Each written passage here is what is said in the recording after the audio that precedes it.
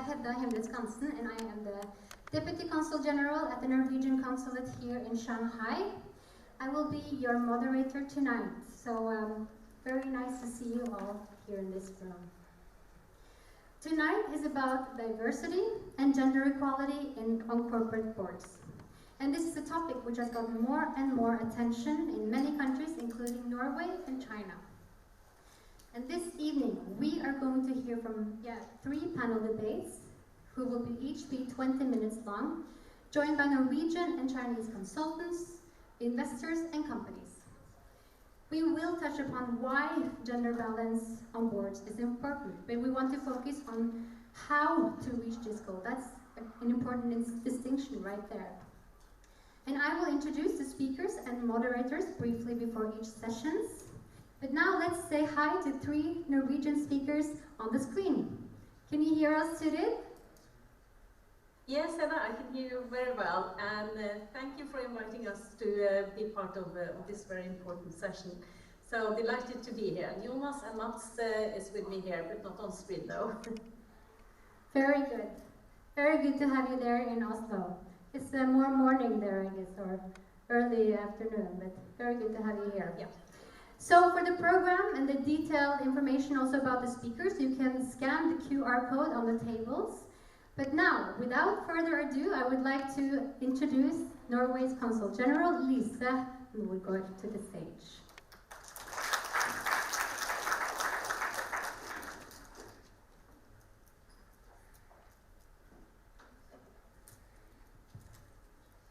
Distinguished guests, ladies and gentlemen, good evening in Shanghai and Beijing, and good afternoon to those who are joining us from Oslo.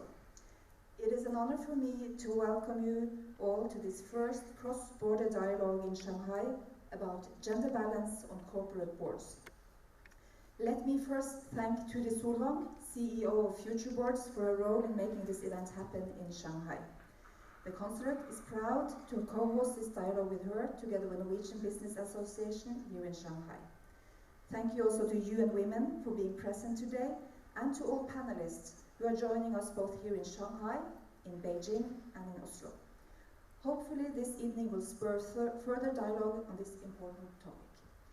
As you may know, Norway is consistently ranking on top of World Economic Forum's Gender Balance Index. That did not come about all by itself. Government policies have helped pave the way for Norwegian women in the workforce as well as in society at large. One such policy is related to gender balance on corporate boards.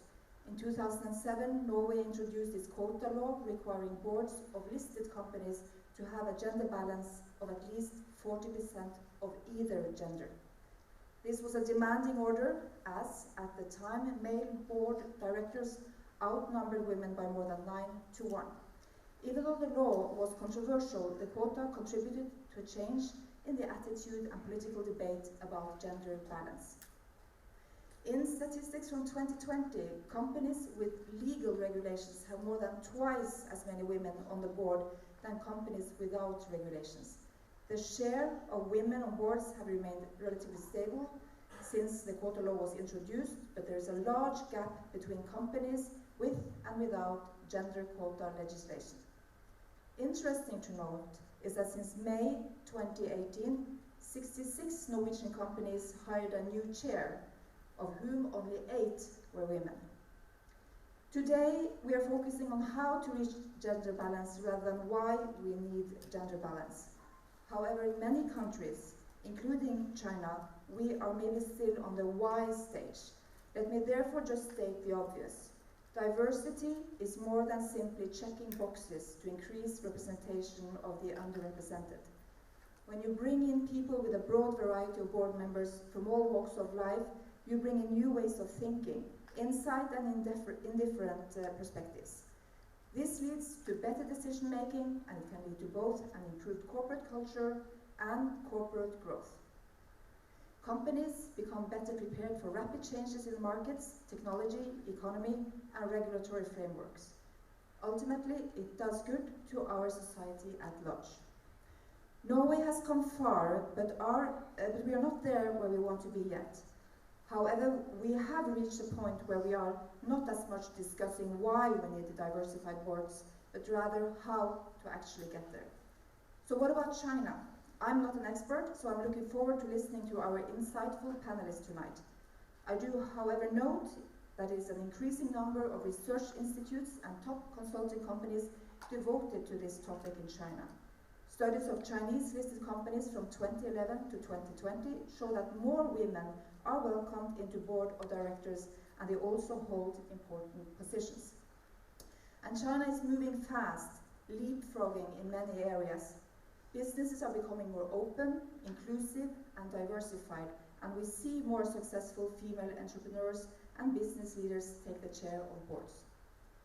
Comparing Norway and China, it is fair to say that we are facing similar challenges and opportunities when it comes to corporate governance. Even if positive progress is being made, we still have a long way to go. Speed is also important. To rev up the speed, we need to know what to do and how to get there. That is why we gather today to take a closer and comparative look at the state of play in the two countries. We will look at this from three different levels: consultants, investors, and companies. Our speakers will exchange ideas on what concrete actions taken in the two countries that have proven effective and/or ineffective. I am looking forward to hearing what our panelists have to say and get a cross-border dialogue going. Thank you also to Vikborg Rein, Kongsberg Maritime, Yara, and DNB for supporting the event. And a special thanks to Forbes China, who provides media support. Now, it's my honor to introduce Ms. Lin Jialei from UN Women. Thank you.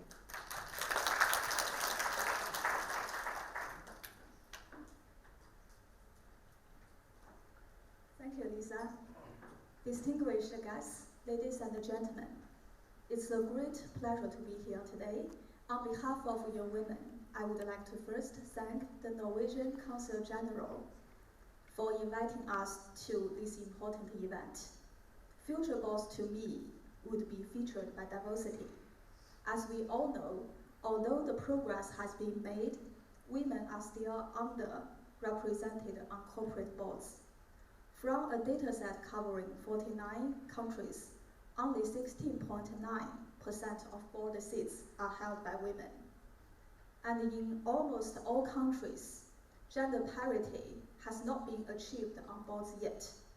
The gender gap in the boardroom is not only a standalone issue, it reflects many other inequalities, such as unequal access to education, different treatment in the labor market, stereotypes, and also the greater constraints for women in balancing employment and their family responsibilities.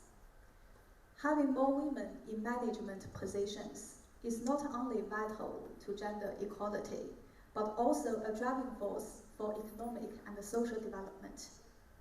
Research shows that Fortune 500 companies with representation of 3 or more women on their boards significantly outperformed those with lower representation.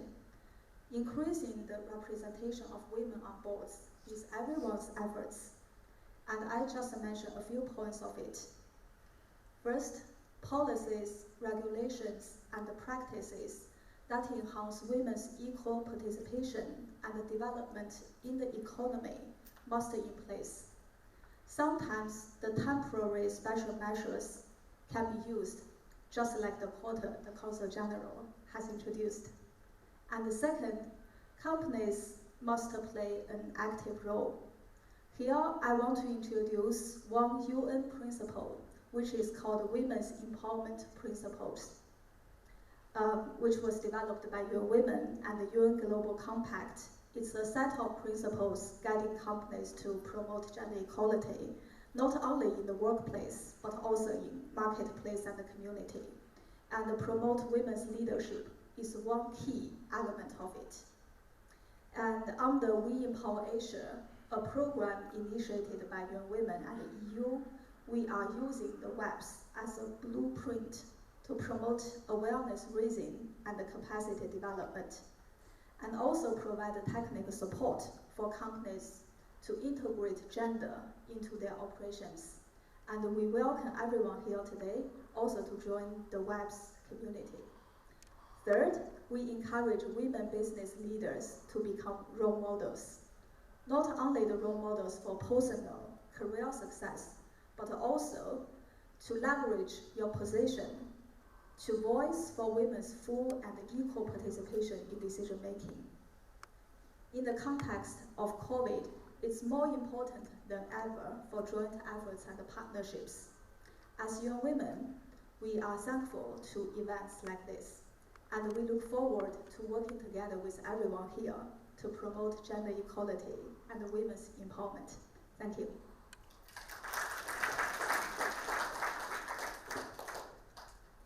Thank you so much, Jale, and also Lisa, for your opening remarks. That was great in setting the stage from the Chinese context, from the Norwegian context, but also a universal context. So now we are ready to start the first session. And in this session, we will take a look at where we are with regards to gender balance on corporate boards and the state of play in both Norway and in China. So allow me to introduce the Chinese speaker, David Wu, the Vice Chair of Deloitte China, and also the Norwegian speaker, Turid Solvang, the founder and CEO of FutureBoards on the screen. And this session will be moderated by Therese Trulsen, Chair of Norwegian Business Association China, and also a senior lawyer in Vikborein here in Shanghai. So Therese, please come on here, and Turid and David, you are there on the screen. Enjoy this session. Thank you. So David and Turid, can you hear us? Yes, we can. Yes. Perfect. Yes, I can hear you clearly. Good. So I would like to start this session with the first question to you, Turid. And that is, can you please explain why we are here today and why it is important that we are here today? Thank you, Teresa, and good evening in Shanghai. Please allow me to start with a huge thanks to the Consul General Lise Nordborg and her team for co-organizing and hosting this event. As Lisa mentioned, this is the first FutureBoards Cross-Border Dialogue that is taking place in China. And it is the 13th of similar dialogues that has been organized by FutureBoards in collaboration with Norwegian embassies across the world. And let me point out again, the objective of these events is to exchange thoughts and ideas on how the gender balance on corporate boards and in top management teams can be improved within a reasonable time frame. We strive to move beyond the question why, as the positive effects of having more women at the top rungs of the corporate ladder are well documented. And even more important, as business play a crucial role in achieving the ambitious sustainable development goals, diversity of skills and mindsets on the part of corporate decision makers are critical for companies that plan not just to survive, but to thrive in the 21st century. Nevertheless, progress remains too slow, also in Norway, aka the land of equality. And as companies and societies around the world seek to share the same challenges, regardless of country borders, culture, and legislation, I believe that we could all benefit from sharing knowledge and expertise about successful initiatives and measures to ensure more gender-balanced representation among corporate management. I'm looking forward to learning more about how we can move the needle. Thank you, Turid. So one of the ways of moving the needle is knowing where we're at now.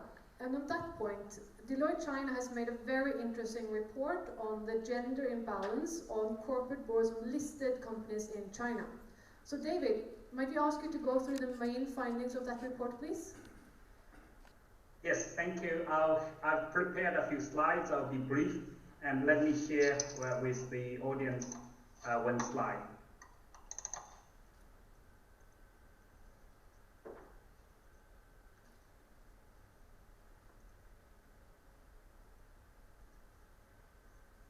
Let us have a look of this slide.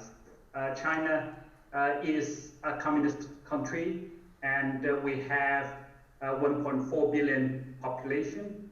Of this 1.4 billion, about 40% is female.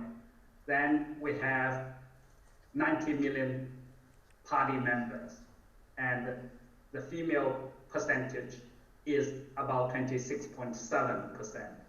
Every 5 years, they elected National Communist Party representatives to Beijing to have the Congress, and that representatives number is about 2,000, and that comes to 24% is female.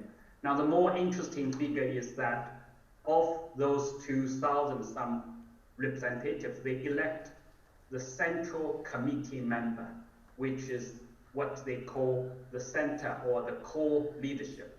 And of these 204 members, only 10 are female, and the number reduced down to 5%. And then they elect the political bureau, which is, have 25%, and only 1 is female. So we can see, in China, we have a long way to go for participation of female in the power. And for the listed banks, we did a study for listed banks and for listed company. Generally, I think the female participation for the on the board is not adequate. In particular, of the board composition of independent directors and non-executive directors, that I think we see an increase in number of participation. However, for the executive directors, that's not enough. And for many banks, we just don't have female on its senior management. So my first ask, and I'll stop here, my first ask is that for all the large listed financial institutions, we ask for at least 1 female member on the management team as executive director. And that's the ask from 0 to 1. Yeah, I'll stop here. Can you just go to the next slides, showing the numbers you were talking about with regard to females' representation on the boards of Chinese banks? Thank you for giving me this time. So the numbers here, you can see that, the total number in Asia culture, the representation is not that bad, 15%. But when it comes to this slide, so that when it comes to the executive directors representations, for the large state-owned banks, we have only 6%, 7%, and for the joint stock banks, 0. And that's not acceptable.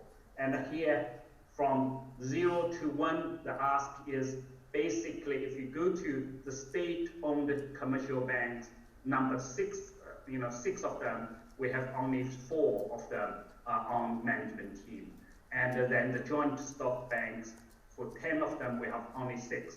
So our ask is at least 1 female member. We should elect them, to the executive director and the senior management. Thank you, Therese. Thank you, David. That's very interesting. So, Turid, based on your experience of hosting similar seminars across a multitude of jurisdictions, the data that David has taken us through, are there any findings there that surprises you? Unfortunately, not really surprised, because these numbers are not exceptional on a global level. And let us remember, only a mere 20 years ago, boards of listed companies in Norway comprised only 6% women. And that is why, as Lisa mentioned a little more than a decade ago, we chose the radical, much debated and highly controversial, but undoubtedly efficient route, by many dubbed the gender quota law, which requires board of directors of publicly listed companies to comprise a minimum of 40% of either gender. So, and also, as Lisa mentioned, the quota had a relatively smooth sailing through political waters, with both government and opposition parties on board, but among business and industry, not so much. Opponents responded with outrage in a debate that was high on emotion, as it was low on fact. And the opponents counted both men and women, because while many women wished for a better gender balance on boards, some women were afraid they would be branded quota, and that is, as they saw it, being regarded a lower class of director. So, nevertheless, the legislation came into full effect from January 2008, and since then, we have 40% women on boards of the listed companies, no more and no less. But it is encouraging to observe that a growing number of investors and asset managers are on the move to improve the gender balance among these decision makers. So, and one example, which I guess you will be hearing more from later today, from Jonas Jölle from the Norwegian Oil Fund, and their recently published position paper on gender balance on boards. And that points to their voting rights. So they will vote against board compositions that do not comprise a sufficient ratio of women. So, if you let me just a few comments on the global level, the ratio of women on boards in the largest listed companies have increased from around 7% in the year 2000 to around 20% in 2019. In Europe, female board directors counted 14% in 2011, rising to 33% in 2019. And that is a significant increase. Yet, when you look at the numbers country by country, significant disparities still exist. However, the United Kingdom made a good example by taking a softer and a longer road. So in 2019, the FTSE 350 companies reached the milestone of 30% female non-executive directors. And this was achieved thanks to targets and a constant push from the government, numerous women's initiatives, such as the 30% Club, as well as extensive media coverage. So what I would say, what is absolutely certain, that this train is not stopping, so you may just as well hop on board. Thank you, Turid, for encouraging words. So now that we've seen a little bit on the numbers of the current status, David, have you done any reflections on kind of the historical or structural reasons for why there is a gender imbalance? Therese, I'm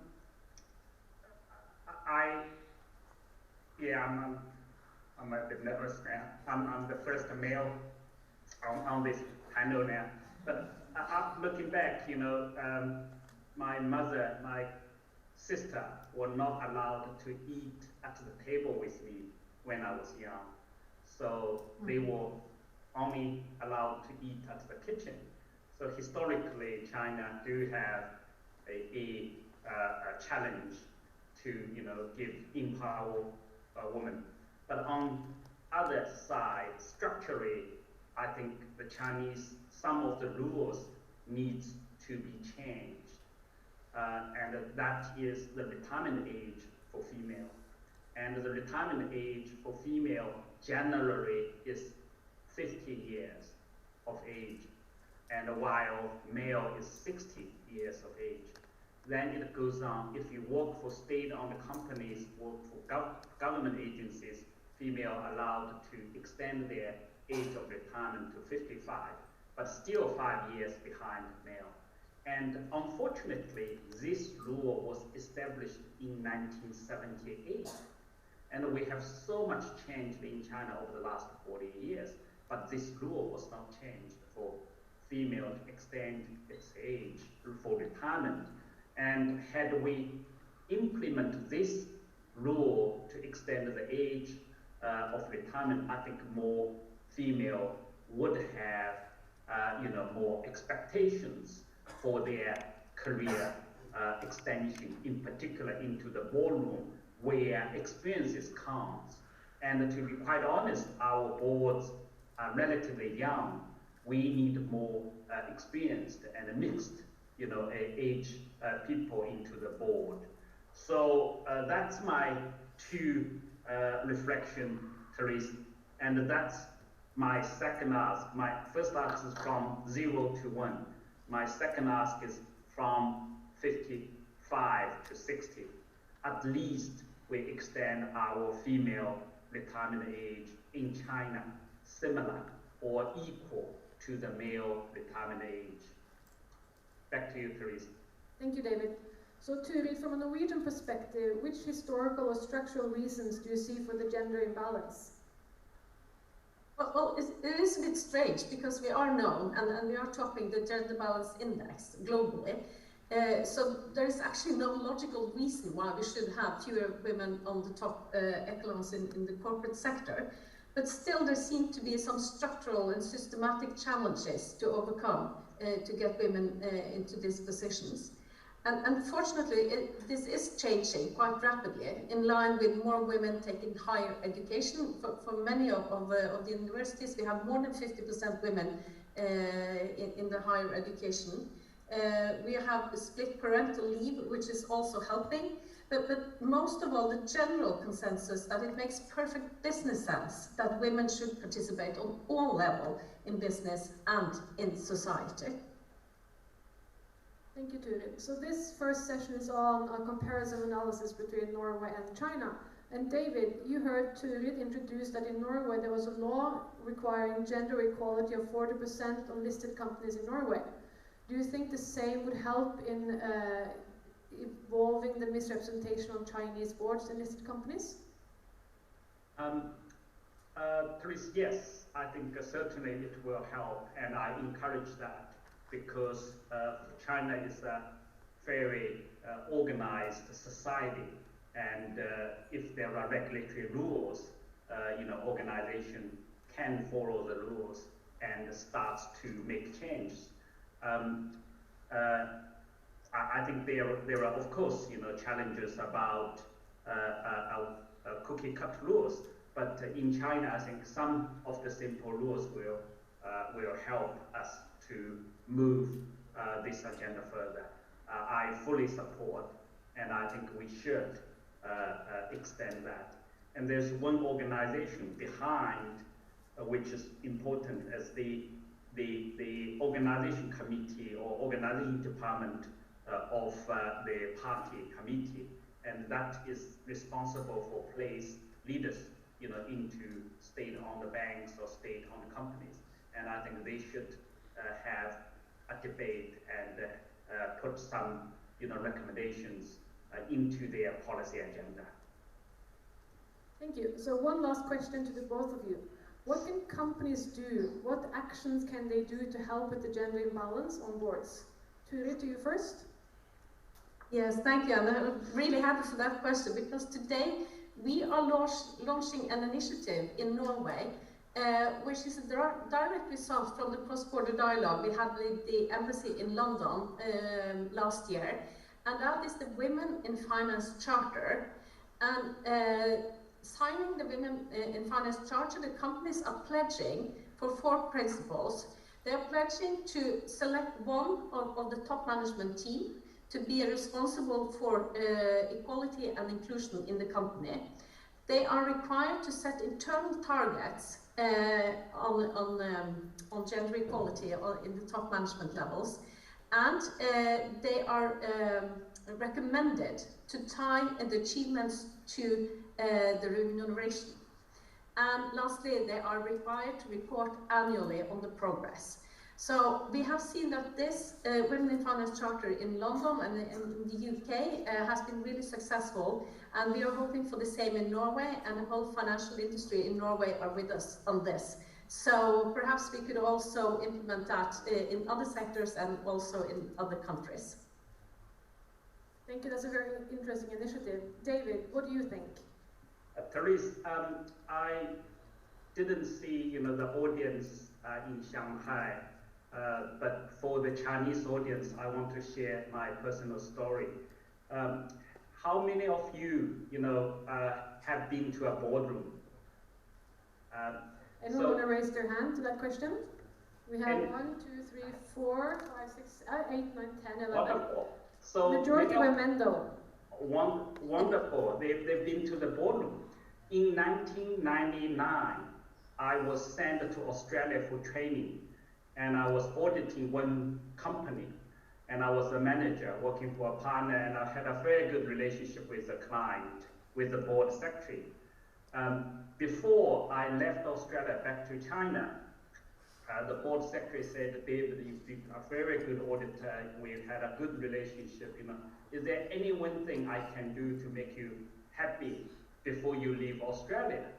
And I started through, and I said, I want to visit a boardroom. Because at that time, I've never been to a boardroom. And in 1999, I went to a boardroom of the largest insurance company in Australia.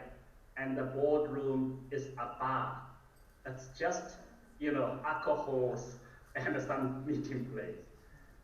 Things have changed, but we need to understand the boardroom from another side.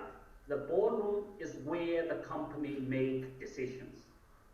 So what I'm saying is the boardroom, the board members are responsible for strategy, for risk management, for remuneration, for succession plan.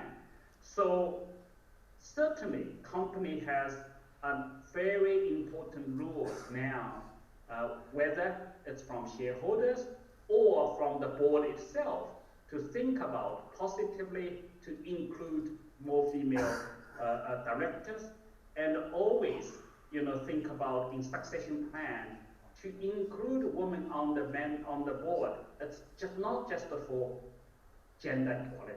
It's for better decision making, better corporate culture, as our counselor has just said. And for Deloitte, we now have rules. If we go to a panel, there is no female on the panel list, we are not allowed to speak. We must go to a panel where there are female on it. And also in our succession plan, we must have female leaders line up.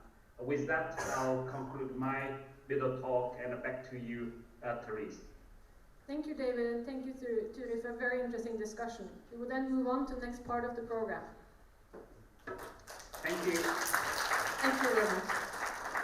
Thank you so much, Therese and David and Turi. That was really interesting to reflect more on where we are now. And there was also interesting figures. I learned a lot, and I'm sure many of you did too. So now it is time for session 2, and this next session will be from the investor's perspective. So what is the role of investors, and how can they contribute in order to create more gender balance on corporate boards?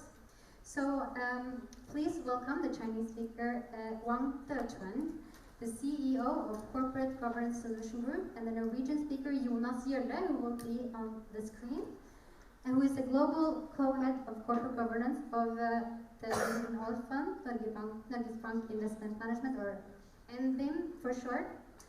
And this session will be moderated by Mr. Russell Flannery, and he's the editor-in-chief of Forbes China. So Dr. Wang and Russell, please come onto the stage and have a seat.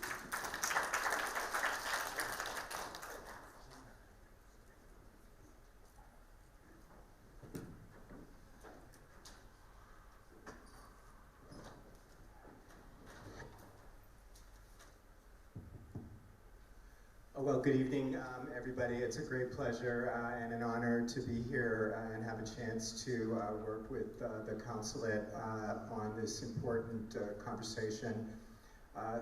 Forbes is, I think, fair to say, been a big pioneer in women's entrepreneur coverage in the U.S.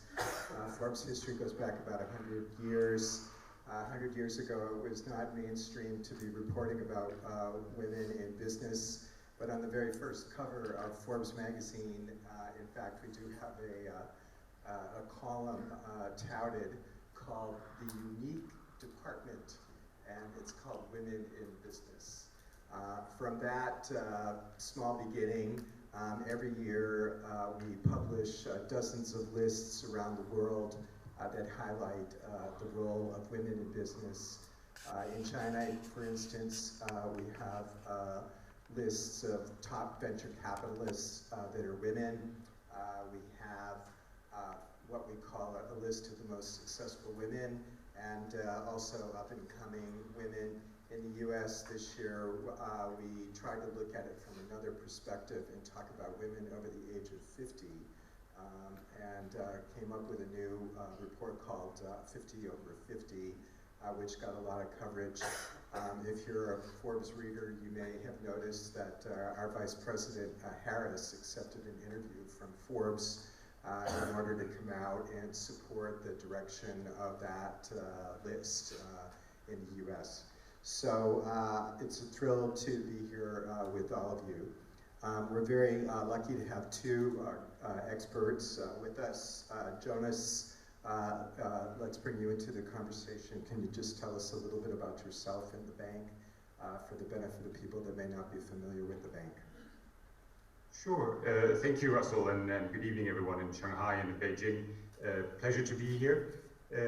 I work for Norge Bank Investment Management. We are the asset manager for the global pension fund in Norway. We have about 1.3 trillion US dollars under management. We invest the surplus revenue from Norwegian oil and gas production in the global financial markets. So we invest basically everywhere outside of Norway. We are 70% in equities, which means that we are invested in roughly 9,000 companies. We own on average 1.5% of every company. And I think in China, we have currently invested 50 billion US dollars. That's a huge amount of influence there and potential to advance women in the world. Our other panelist is Wang Deletren.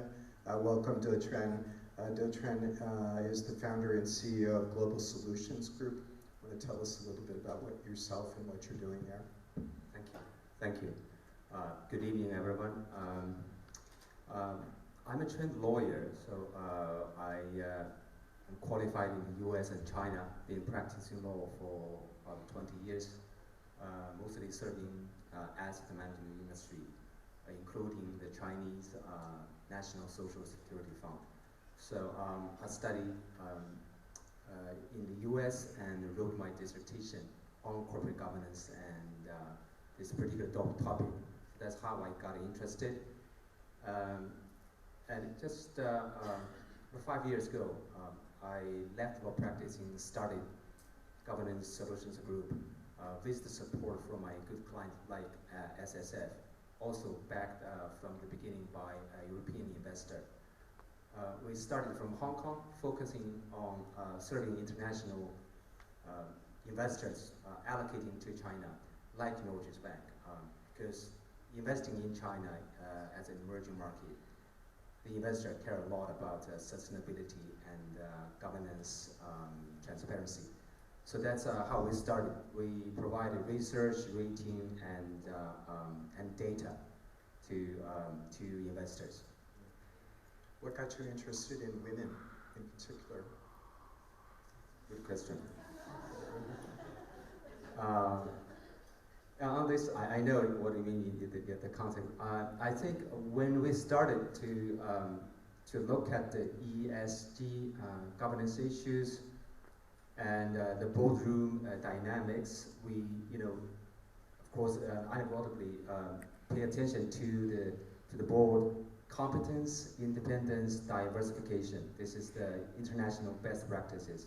We started to look at all the good standard practices from GRI, the Global Reporting Initiative, but also a signatory to the PRI, Principle of Responsible Investment, SASB, the OECD, Corporate Governance Roundtable. So we reviewed all the international best practices. We benchmark against ISS, Institutional Shareholder Service, and the Sustainalytics. So that's basically in all these developed or more mature market, the practices, you got to have that. And that's how we start to implement, to develop in our own methodology and the voting policy to include absolutely the gender balance as a key issue. I can tell you more story on how we worked with our investor clients in China. Okay, let's hang on for a minute. Jonas, can you talk a little bit about how the bank got involved in promoting gender balance? What was the first step? Sure, Russell. Just to take a step back, we invested in 9,000 companies, so we can't monitor every one of those companies, so we rely on very strong and effective boards. And then when we started looking at what makes a board effective, we considered a couple of dimensions like independence, industry experience, the time commitment of board members, but also importantly, gender diversity. And I think gender diversity is important for two reasons, two positive reasons. With diversity broadly, gender diversity also, you get different perspectives, you get different approaches, which in most cases will lead to better decision making. And the second one is that diversity will contribute to the legitimacy of the company. Companies, most customers are men and women. Client relationships are with men and women, and if you meet a company with a board only consists of men, that perhaps is not legitimate in the long term. But there's the third reason, I think that's equally important. When we see a board that is made up of only men, for us it's almost like a red flag. It could be an indication that that company has not done a very thorough job or has a very good process for recruiting new board members. It doesn't have to be, but it could be an indication that the board is recruiting people like the people they already have on the board, or friends of those on the board. So for us, that's an indication that we need to study this company further and see what the quality of the board is. Can I just go back and ask, was it the Norwegian law requiring 40% participation on boards by women that was the catalyst for the bank's heightened interest in that, or did the bank, before that law come into practice, have a kind of a pioneering philosophy with respect to inviting women onto the board? It's a good question, but I think we have to think about the fund as a financial investor. We're not a political arm of the government of Norway abroad. So our main objective is to create the highest possible return for Norwegian savers and pensioners. So when we look at board, we look at this purely from a financial point of view. And we're not here to promote Norwegian policies abroad. And I think that's an important distinction for us to keep.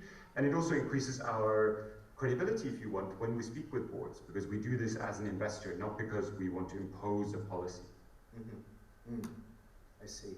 And then I had another question. You mentioned that gender diversity tends to lead to better decisions. I think you just mentioned that a board that's more gender balanced leads to better decisions. But is there a way to quantify that? It could be mentioned by everyone in the room here who's interested in a little bit in persuasion, I would say. I'm not sure if there's a way of quantifying good outcomes, but I think one of the biggest risks that board face is groupthink. That you have a group of people who think exactly the same way because they share the same background, they share the same outlook, and that could often lead to blind spots. And we want the board to take the long view, to be responsible for strategy setting, for monitoring management. And to do that, you need to consider a lot of different perspectives, because a board is somewhere in between investors and management, and then they have all other stakeholders to consider. So in order to do that job, you actually need to have not just one skill set, but lots of different skill sets and experience. I see. Trend, we just heard from David, who was giving us that remarkable story of growing up and eating at a different table than his mother and his sisters. And then we're looking at some of the data about businesses. Top business leaders at CSI 300 benchmark companies here in China are overwhelmingly male. From your own point of view, what is the cause of that in the here and now? Not so much, 30 or 40, 50 years ago, I'm not sure how old David is. And what is to be done? Can you show the slide? My team actually helped me to put together this afternoon after seeing your question.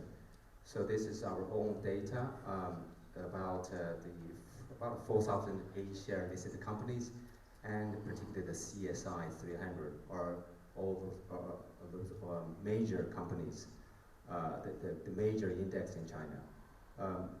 So it's interesting to see. actually those the bigger companies, as you know, the CSI actually the composition. I think the state-owned enterprise SOEs count a much bigger portion of the CSI because they are all large companies, and they have fared poorly, actually worse than the overall the general market. So if you look at the number, there's 0 female board member. The percentage is about 28%, 27, almost, and 29%. While the whole market is it's a little bit better, 23. So that's if you look at try to see the why this is happening, the reason. David gave a very good explanation from the culture, tradition perspective. I think that is a big part of it. But if in East Asia, I think we share the similar culture. China, mainland China, actually, after 49, actually it's doing better than probably the other neighbors in terms of the whole society, the general gender balance. But in the business world, in the political apparatus, yes, it's very male dominating. So that's culture. I think there's also this awareness, the realization why this is important. So that's Lisa mentioned too. In China, still, I think we need to focus on how start to do something, to take action, but still the awareness, education, still it's needed. I have a lot of experiences working with the top Chinese asset managers. You still need to explain and try to convince them why to have a female board member makes a difference, particularly when they are emphasizing on some other they think the more important matters. I think the female business, we have a lot of business leaders actually. You see from the entrepreneur, from the private business sectors, very capable, some fearless, charismatic.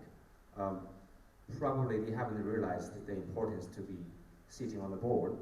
So this got to do with the whole sort of a realization of the importance of the board, the role, the function of the board in China. That's also a big question because some investors even don't believe the board is doing the job to really, from whether it's the members are competent enough or independent, or whether they are doing the check and balance supervision of the management. And so this is also, I think, a discouraging factor for female leaders to be willing to sit on board, I think.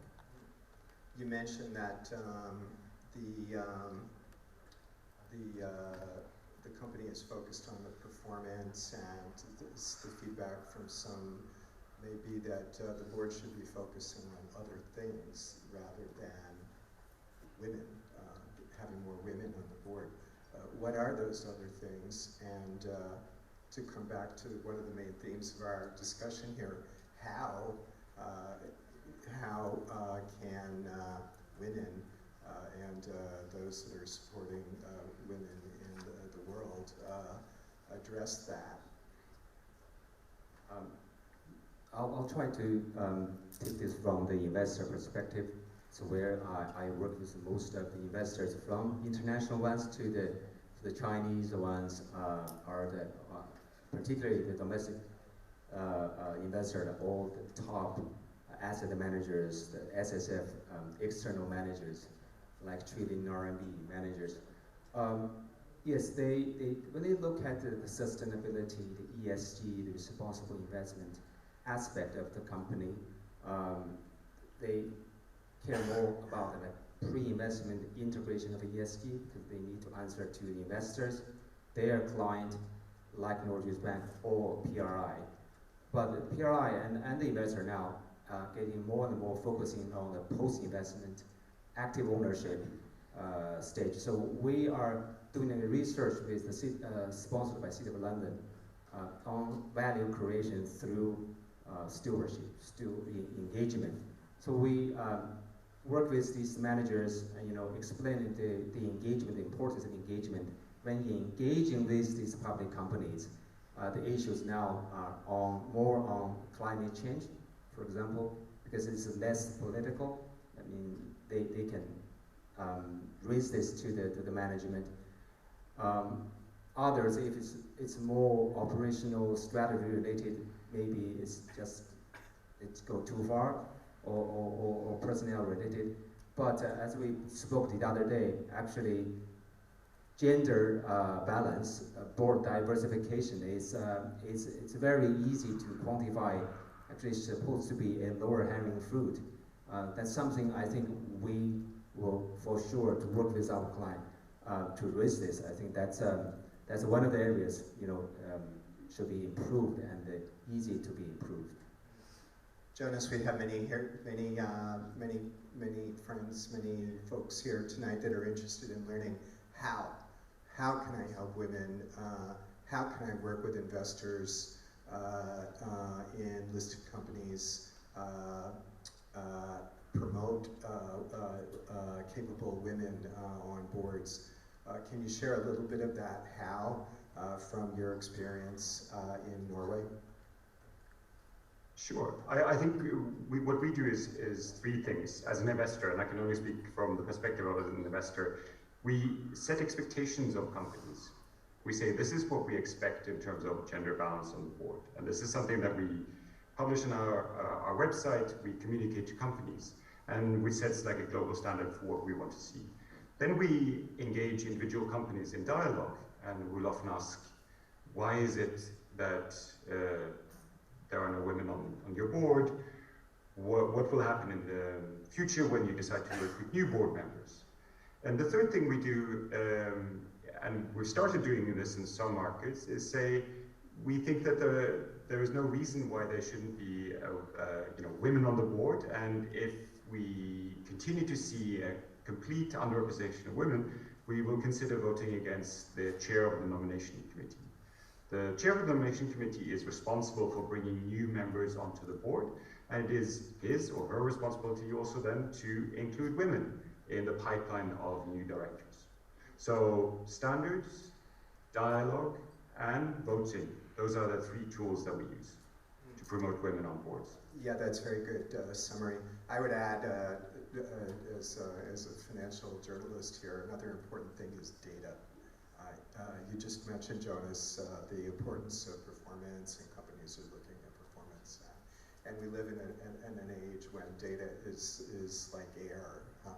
So, to the extent that you're really committed to this and you want to know what can I do to convince other people in a very concrete way in a market-driven world, one thing to think about from my own perspective is data. How can you generate data? How can you analyze data in order to make a persuasive argument? Great to have a chance to talk to both of you. Just add on to this point on data. That's very important. We spend a lot of time to gather this data because the investor, even the most popular, most used financial terminal in China, they're not having data on gender balance. We did by ourselves. I'll just show you. Yeah. So it's important. Yeah, data definitely. Okay. And if I could just add one more word at the end. Data about gender balance is easy, it's binary. Data about industry experience and expertise is difficult because you have to look at different CVs and compare educations and experience, but gender balance, it's like men or women on the board. That should be very easy to disclose, and it's very easy for investors to collect and to act on that information. Okay, big conversation. Thank you both for being here. Thank you for having us at Forbes today. Thank you so much, Russell and Dr. Wang, and also Jonas in Norway. That was a very interesting discussion, and the interesting statistics, and again, three very different perspectives, enlightening us all. from the investor's perspective. And now we are moving on to the third session of today. We are quite efficient, and now it's from the company's perspective, because what's really actually happening on the ground in the companies. This is very important to learn about best practices and experiences. What works, what doesn't work.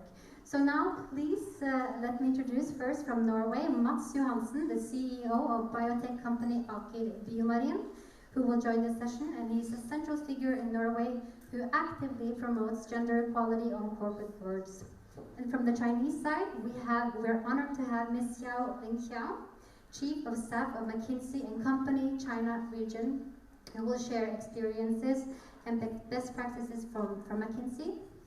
And then we have Charlene Liu, the co-founder of Ladies Who Tech and a good friend of the consulate, who will moderate this session. So please, come on to the stage. Thank you for having me. First up, I'd like to thank the consulate, Norwegian Consulate General, for inviting us to be at this panel. It's a very important question that I'm going to be asking both of the panelists. Please have a seat. I'd like to stand up. Okay, I'm in between you and dinner, and you are in between me and my happy hour. My name is Charlene. I've been in corporate in manufacturing for 20-something years, and now I'm an entrepreneur, same like Nitin over there. So I know a little bit about disruption, and I'd like to disrupt you a bit tonight. So I'd like everyone to stand up and give each other a high five. Happy Friday! Happy Friday, Matt!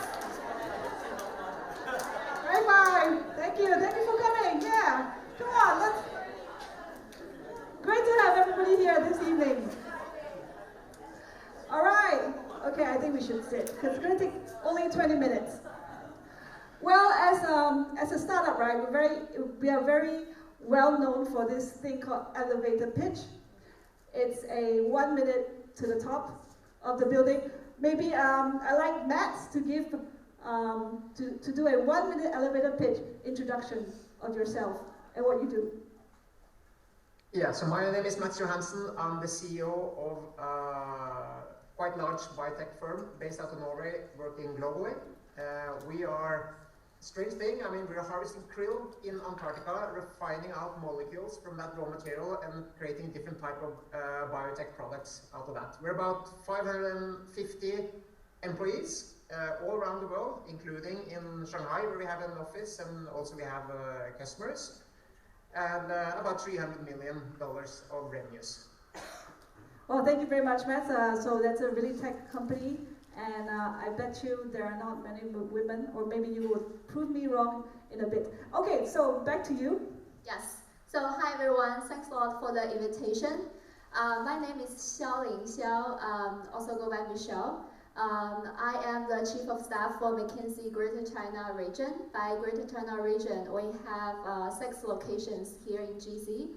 Beijing, Shanghai, Chengdu, Shenzhen, and then also Hong Kong and Taipei. So as Chief of Staff for McKinsey, I mostly oversee internal operations as well as strategic initiatives for our firm. And as for myself, I've been working with McKinsey ever since my graduation, so it's the first and only company I've worked with. And I'm also a mother of 2 kids. I've had all my babies with McKinsey as well, even though it's very intense. I can share a little bit more later. Yeah, we'll get to that in a bit, yeah. So, Turit reminded me that my question is not about why anymore, because we're done with why.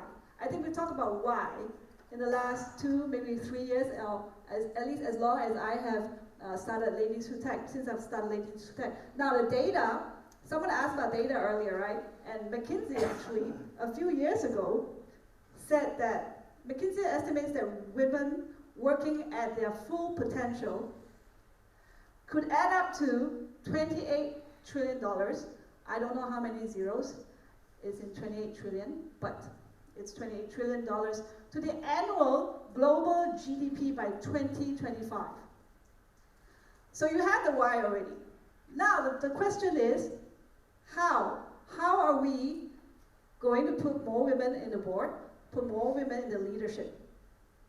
So maybe, Matt, you would like to answer this question first? I know you have something that you wanted to share as a personal experience.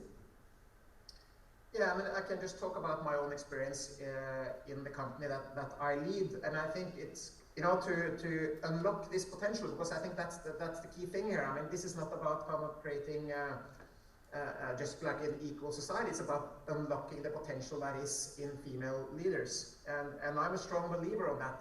And the easy proof here in Norway is if you look at the young people graduating from school, the best grades are from female students all over the place, which means they work harder, they're probably smarter than men, and as we also know, they have a lot of empathy in their way they deal with relationships, in teams, in the leadership position. And if you also look at what recognize successful future leaders, you know, it's hard work, you need to be smart, and you need to have empathy. So I really believe that, you know, those figures that you're talking about, which are big figures, but I think actually there's a big unlocked potential. And because of that, I'm a driving force to change both my company, you know, and also try to inspire others to do the same, to see things, what can you do as a CEO? And even if I'm not involved in electing the board members to my company, I can suggest candidates, which I have done. And that ended up being elected into the board. I can decide on my management team. In my management team, I have 50% female and 50% men, not because I just want to have 50-50, but just because I want to have the best people. And I think there's also one insight that I'd like to share, which I think is very interesting. So a while ago, we actually looked at salary levels in my own company, right? And I'm an advocate of equality. And men were making more money than females. And we started analyzing the reasons for that. And it came down to that men are complaining about their salaries more than females. And because of that, they're getting higher salaries. And which means that we as managers, right, we need to be aware of that. You know, we shouldn't only give higher salaries to those who complain. We should actually look for those that are humble and are not complaining, but actually think themselves and actually deserves higher pay. And I also see that if I look at the female leaders that I have promoted internally in the company, they are doubting their abilities much more than their male colleagues. So they're much more, let's call it humble, or, you know, in terms of what they can do and what they're able to do, while men think everything is possible, no worries. But that doesn't mean that they are less capable. I think actually are the opposite, which means that we as leaders, we need to look beyond that and actually look to what are the skill sets, what are they bringing to the table, and then you can really start to unlock those values that we're talking about. Thank you, Matt. Wow, okay, so complain to boss. Wait, I'm the boss. Complain to boss for more salary, okay. How about you? How to put more leaders? So I think first of all, like responding to echo Matt's point, we do our internal people survey every year at McKinsey, right? And it's quite interesting. And also this year we did our mentorship survey, and it's quite interesting. You will see that actually male colleagues, they report themselves to be having more mentors. They believe they have more mentors. They believe they have more sponsors, and they believe, you know, they are pretty much enjoy where they are now, right? And then they showing a little bit more like confidence and also aggressiveness as well, right? But actually, in reality, when you look at the evaluation, the female colleagues are actually doing pretty good, probably as good or even better than male colleagues. So I think as for our firm, we actually have a pretty good representation of females, and especially for analysts and associates. So we have over 50% of our junior consultants are females. It's actually a larger number, a larger percentage than males now, right? And then I think the representation drops a little bit when colleagues moves above the career ladder, when they become associate partner, when they, you know, trying to continue become partner with the firm. And I understand that, like probably like for our generation, it's not going back to the era when David talked about like males and females are not eating on the same table. We eat on the same table.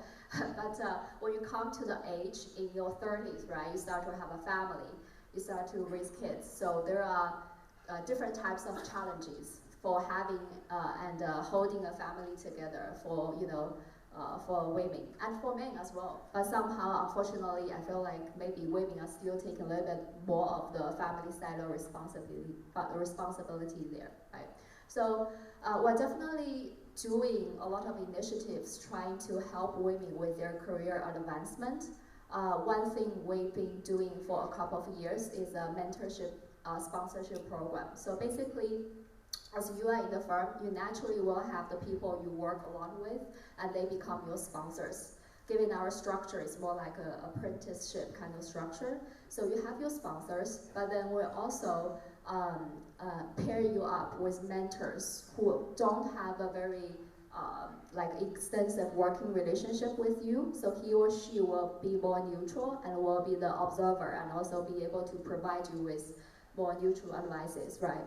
And then starting from, I think, last year, we started to host these name-by-name discussions for each female consultants. So basically, I will have the opportunity to sit in the same room with my sponsor and my mentor to talk about, okay, so what's my career advancement plan? Which clients are my platforms? How can you support me better? And you can also give me honest feedback of, you know, where my strengths are and what are my development needs. So we have been doing this, and it's been working out well, and we're hoping to really, you know, trying to get more female colleagues also up there. Okay, so then the question about how, I'm going to twist it a little bit, okay? How do we all prevent ourselves from falling into the trap, right, of just, hiring for diversity purposes, like hiring just to check the box or check the boxes? Any one of you? Matt, do you have comments about that? Yeah, I think checking the box is part of the transition that you need to do. I mean, change is not going to come by itself. So you need to kind of have some tools that we heard that we have done here in Norway now to kind of start the movement and make it easier, because it's then you create communities, you create networks that will, you know, spin other candidates similarly. So I think checking the box exercise is also part of the solution, you know, to make sure that things are moving in the right direction. But I think it's all about also, you know, younger generations coming into leadership position. I have a, you know, less of a traditional view of how you hire people, what skill sets you're looking for.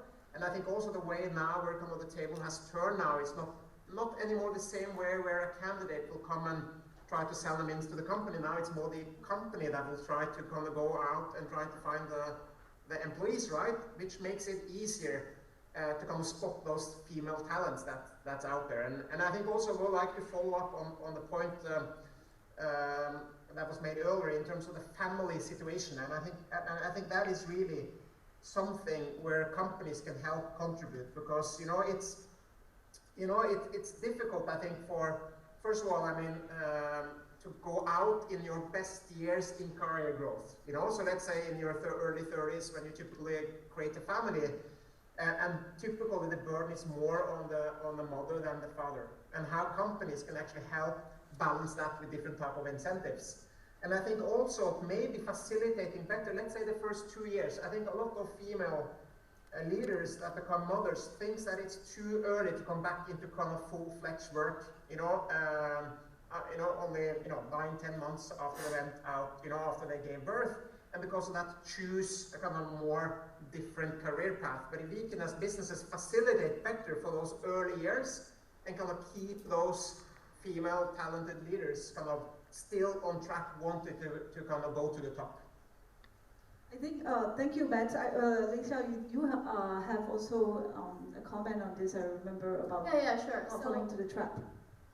So I don't think we really have a box at our firm. We don't have that. There's one thing I've been always hearing when I first joined McKinsey is that make your own McKinsey. So everybody's McKinsey is very different. You cannot, compare your McKinsey with others. So I've seen female partners, I'll talk about this later as well. She has been on this part-time program, like actually in China for about 2 years, when she only works like 8 months a year, but then now she's doing better than ever, and she's probably going to become senior partner soon, right? So we have example like that, and we also have other examples. We have like female colleagues go all the way, like from business analysts to partners, right? And who is also like doing quite well, non-stop. Like there are people also like that, right? So I think we don't really have a box, and we don't really have a KPI of what's the percentage of junior consultants we need to have as women. We don't have a KPI for that for partners as well. And if you have a KPI for that, it actually might not be working in our firm, because we cannot really promote people who are not qualified to become a partner. We cannot do that. It's not fair, right? So, yeah. Okay, so that reminds me, right? I throw a curveball to both of you and see who wants to pick this up. Yes, okay, we know that there are boxes sometimes to tick. Sometimes there are no boxes to tick. We prefer not to tick those boxes. But what about the comments from the other side, as in men who say that, hey, you are only hiring, she got the position because it's diversity hiring. Do you have any comments about that? Like, or what would you say to someone who asks any of you these questions? Curveball. I would say it's time to look for a new job. Yeah. Well, it's not our value, to be honest. That's never our evaluation criteria.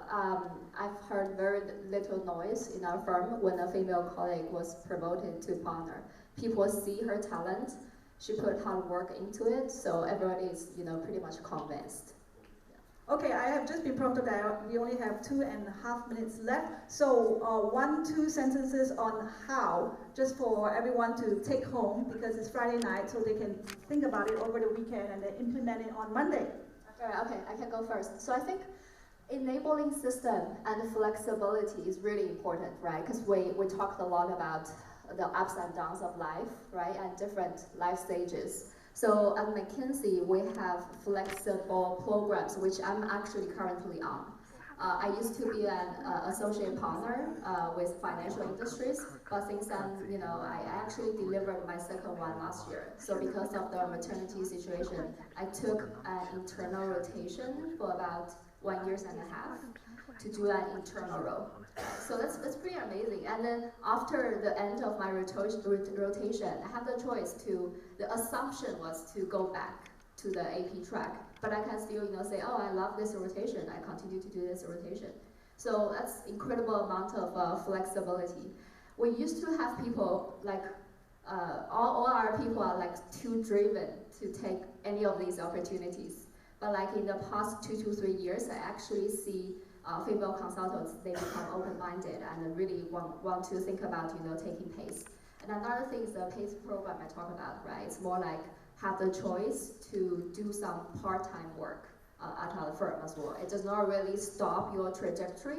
You are still on the consulting path. You can still become a partner. It probably just takes longer. Yeah. So these are the programs. And we do have other like training programs as well. So to have a very good environment as a whole, right? So we have this unconscious bias training to avoid a lot of unconscious bias in the team room, because we consultants work in the team room. The background is very diversified. And we have all kinds of connectivity events, because being able to share your experience to your peers, being able to talk it out and actually help each other is also quite important in our firm. Thank you very much. Matt, key takeaways for our audience. Basically, what's their homework? I think that a lot of good comments already, so I'm just going to add them very quickly. So I think that everybody should think that they have the possibility to make a change, and not going to blame the system or that there's no candidates or, whatever reason it is. So I think everybody should have the kind of attitude that it's actually possible to change it. And then I think my last point I would like to add is that I think culture of kind of thinking outside the box, being a little bit kind of open-minded when it comes to equality. I mean, not only on gender, but also on equality in general, will help companies actually discover a huge potential in different type of candidates with, different type of backgrounds. All right, so okay, I have a summary, right? The way I see it from both your comments and your feedback. Well, everybody plays a part, right? It's not only about companies, organizations, corporations, and saying that we need to have inclusive policies, or we need to put a woman in a board, or promote women to senior leadership. It's not only about companies, it's about allies as well. It's about individuals as well. Matt is an ally. He nominated women to the board, to his company's board. And then McKinsey, being a firm, they have different policies aimed to promote, coach, sponsor women along the career path. So this is a collective effort. And it's not only about, you talk about it today, you implement it tomorrow, and you will see the results on the third day. No, it's going to be ongoing. It's an ongoing conversation, and it's an ongoing effort. So thank you very much, and that's your homework for this weekend. Think about it, the policies. High five. Thank you very much, Charlie, or Michelle also, was her name, you said. And also Mats, it was great to hear all of your perspectives from Aker BioMarine and also McKinsey Greater China. It's always different to hear something from within the company, actually experiences and different strategies. And now I would like to hear from you, from the audience, because we are actually here quite many different representatives from businesses, from the government, from academia. So I think we should go for a 10-minute Q&A session. So first of all, those who want to say or have a comment or have a question, please raise your hand. Now I'll get an overview of how many of you are interested in maybe coming with a perspective or question. Anyone? I also know we have some other Norwegian companies present here tonight. You have, yes, Sherry, representing Flock. Just one thing I would like to say, because echo to what David says. I'm Shanghainese, and actually the culture in China is very different. I mean, in Shanghai, as far as I know, or even from my grandparents, they can sit together to dine together. So I just want to correct a little bit, because China is so big, the culture is different. And also in China, I think right now, how many Shanghainese guys here? Can you raise your hands? Guys? Okay, I think most of the Shanghainese, the guys will give the money to the wife. So like the wife leave the pocket money to the guys. So that's the culture in Shanghai right now. So just want to make sure like a lot of foreigners here. This is something. And the other things I actually like to ask is about I think some speakers talk about the quota and the capabilities in the board. So how to evaluate, or because I'm the board member just because I'm the female. So how to, or have any like evaluation systems to do that. Yes, thank you. Thank you, Sherry. Turid, would you like to maybe reply to this question? Yes, I could do that. It is very common in Norway to do annual board evaluations, where the board evaluate themselves, and sometimes that evaluation would also be shared with the nomination committees to make sure the nomination committees knows what are the challenges that the board are facing and what kind of competences that is required. Some boards actually do that evaluation after each board meeting. They set aside 10, 15, 20 minutes after each board meeting and take a round around the table and evaluate themselves, to ask themselves, how did we contribute to the agenda today? Did we get through all the speaking points? Did we make any decisions? Did we leave some topics unspoken on? And so on. And I think that is very educating for the board, and it also raises your shoulder when you go into the boardroom, because you know that when the board meeting ends, you would have to answer to your fellow board members, and you would also have to reflect on your own, what you contribute to during that board meeting. So I think that's a very important question and very important task for the board to do. Thank you, Turid.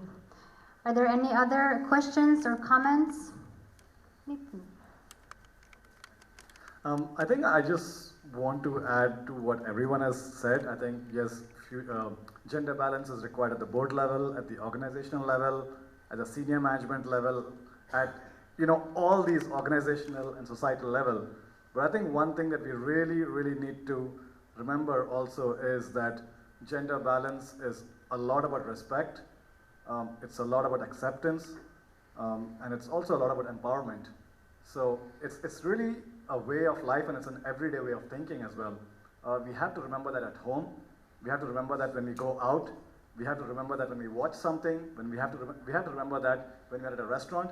I think it's something that we really have to constantly be aware of, respect it, and if it's not being done in a respectful way, we have to also talk about it and bring it up.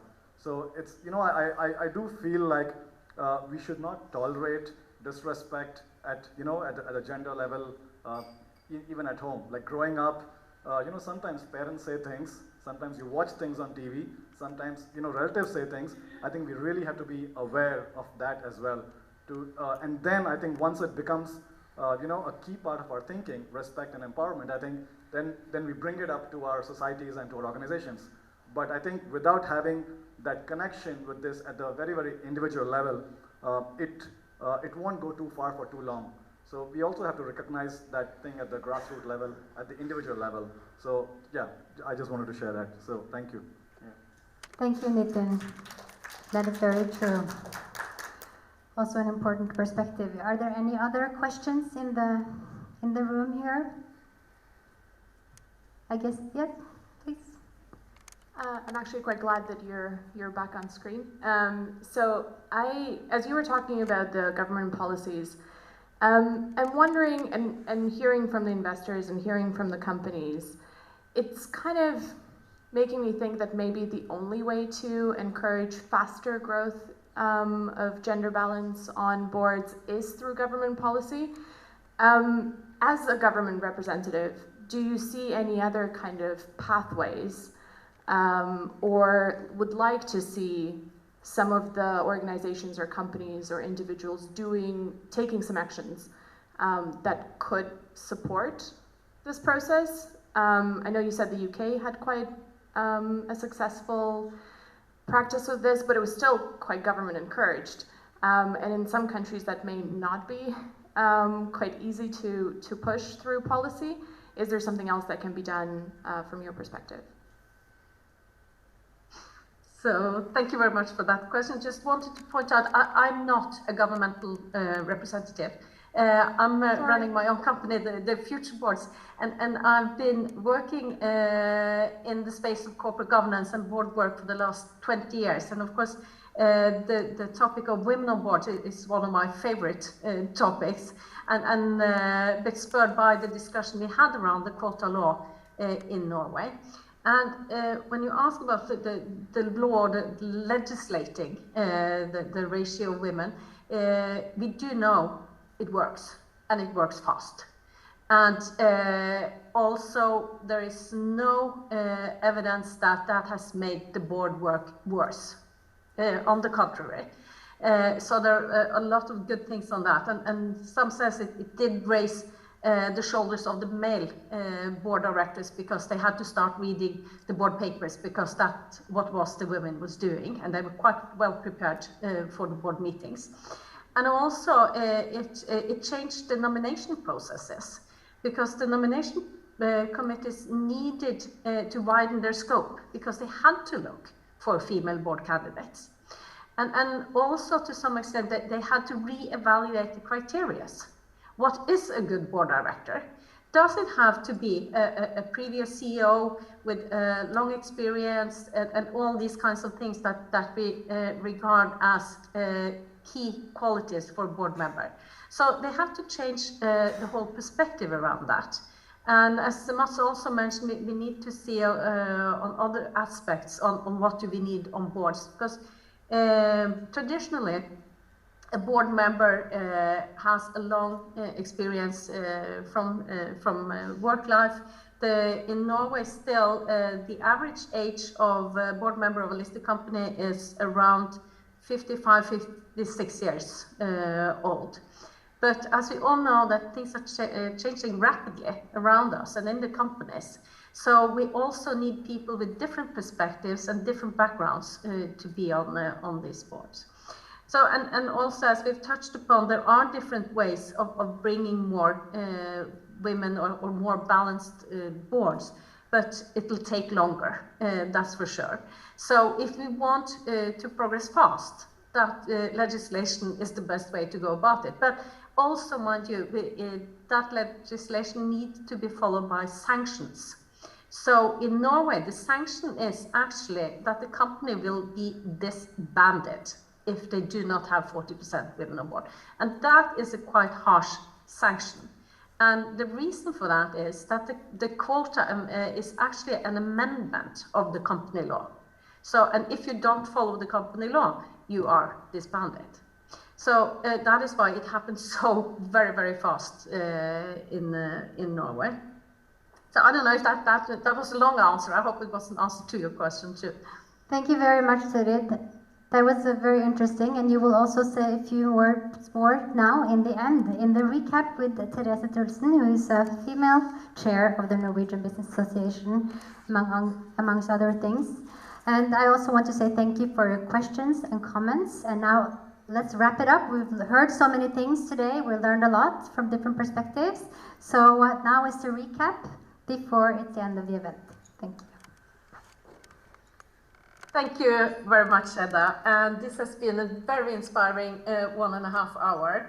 And it has convinced me that there is a will to even the gender balance on boards and in top management teams. And in my world, if there's a will, there is a way. And today we've heard about different routes that could lead us to the end goal. I'm intrigued by David's suggestion to move from 0 to 1 woman. That shouldn't be too difficult. To change the retirement age from 55 to 60 years old should also be a very easy task to achieve. Investor voting power.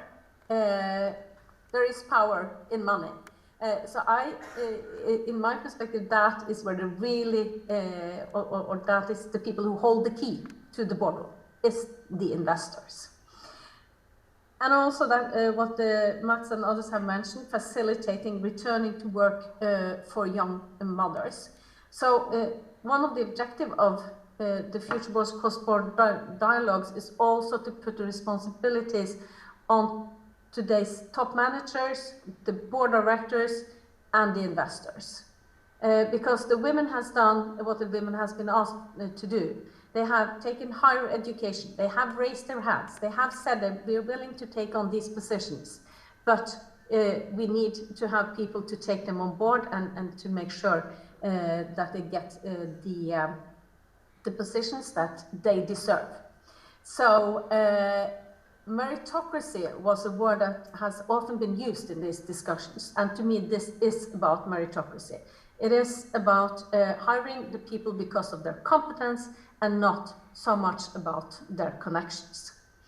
So, and we began with saying that, well, we're talking about how and not why. So, Teresa, for years, law firms in Norway have been challenged on the low percentage of female partners.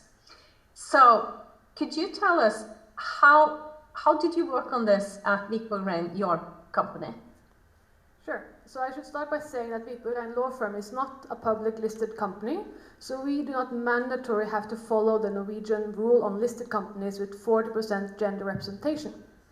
With that being said, we set a goal saying that with every 5 revolving year, 40% of the nomination for partners are to be gender equal. So we not focus on female or male, but it's to be gender equal. That being said, our customers and clients push us, and thanks to DNB, who's sitting here in the room today, Vikborg Rein has made a public statement saying that during the frame agreement with the DNB, we will have at least 50% of the female partners nominated to be female. And that is something that pushes us, and that is that you as a consumer can think of, you as a shareholder can think of, how can you impact around you? And when it comes to reaching those numbers, I'm happy to say that for the last nominations, we have had 100% female nominated partners. So how do you reach that? We recruit internally. And it was being said by NBIM as well, you start with looking at the policy level internally. Setting a policy on gender equality is something we did quite early on. As mentioned by Aker BioMarine, it's important to trace development internally. So we track our salary and bonuses based on gender. And we've been doing that every year to make sure that it is equal or similar and make sure that we pick up on trends. Similar as McKinsey was saying, we also have a mentorship program where young and aspiring lawyers get a mentor higher up, a partner most likely. And this is across gender. It's not only about female, it's also about the male lawyers. We also, like was mentioned here, we set requirements with regard to working hours and flexibility. But we have a focus, as being said here earlier, to have women and men who are parents to young children have more flexibility if they so wish. And that is important to implement across the law firm to make sure that every talent is retained and that the talent has mentorship to look forward to and to seek assistance from. Thank you, Teresa. And you've been living and working in China for 6 years now. So what would you say are the most striking differences and similarities between China and Norway in this regard? It's a little bit about perspective. And I was mentioning from Cherry here, China is huge. There are vast varieties between the cities and the rural areas. And that makes it difficult to say that there is a trend in China for the greater China as a whole. But the differences kind of stems from the leadership in the companies. There is an unconscious bias inherent in all of us. So when you are walking around in the city and you see a person with gray hair trying to cross a busy road, you want to step up and help the old person across. But you would realize that that person is not old. It's a young person who's dyed his hair gray because that's the trend. And that is something we have with us. We have a way of categorizing our world because our brain is complex. It takes in a lot of information and need to sort it. And that is something we can do as individuals to kind of focus on how our inherent history takes us forward. And that is a similarity we see in China and that I would say that I see in Norway, that there is discussion on how the unconscious bias impacts decisions we make. Thank you very much, Teresa. So if I would ask you, as Charlene did now for her last panel, what would be your action? What would you do when you come to the office on Monday? I think I will try to inspire the people I work with to take opportunities and take chances. But I'm not the best at doing that myself either. So I'm now the first female chair of Norwegian Business Association in China. When the previous chair was stepping down, he called me and said he was stepping down. And I, of course, was saddened by that because he's done a great job the last 2 years. But my first thought was not, can I be chair? My first thought, okay, who in the board should we elect as chair? But the previous chairman said to me, Teresa, do you want to be chair? I was like, that was not a thought that was in my head because I wasn't bullish enough. So I think I would encourage everyone to be bullish, to try and achieve more than you think you can. And I think females are a little bit behind men when it comes to being bullish. And then I would encourage anyone who owns shares to be an active contributor in owning and holding shares. And as you heard Norge Bank Investment Fund say, they are not investing and pushing for female representation on board because of the goodness of their heart. They're pushing for it because it makes financial sense. So that is something I would like to implement and encourage everyone to do. Thank you very much, Teresa, and thanks to all who came today and listened to and engaged in the debate. So I hope you all had a good time too, and that you will continue the discussion and take appropriate action. And again, thanks to Lise Nordgaard and her full team. That has been a real pleasure working with you and planning and organizing this event. And hope we will come back perhaps next year, perhaps in person as well. So with this, I wish you a splendid evening in Shanghai, and we will try to have the same in Norway.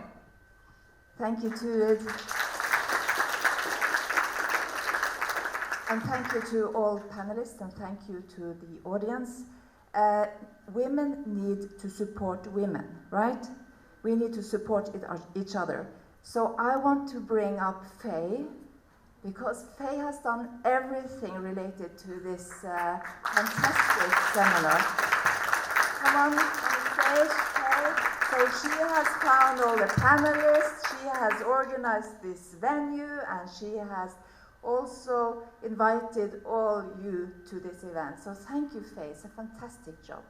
Thank you so much. Such a big surprise. I didn't foresee this. We didn't have we didn't rehearse all this. But thank you very much. And it's our first time to have the dialogue in this financial sector and invite so many quality speakers here. It's our great honor, and we really think that it's a very important topic that we should bring over in the future. So thank you very much. And again, I think it's very good opportunity to connect with all of you guys. And if you have any good ideas, quality projects that could come to us, and then later we could talk more, and let's see what we can do together. Yeah, thank you. Yes, great. I think then we are at the end of this event. Again, thank you for said right now, and I second that. Thank you all, the speakers, panelists, my colleagues, everyone. Now it's time for food and drinks, and please do use this occasion to talk to the other guests. There are different perspectives here, and maybe you have some ideas, and you can inspire each other even further. So the food is outside, so please serve yourself, and you can come in and enjoy. Thank you so much. Happy hour for Charlene. Bye-bye, Turid. Thank you so much. Bye. Bye. Bye, Hedda.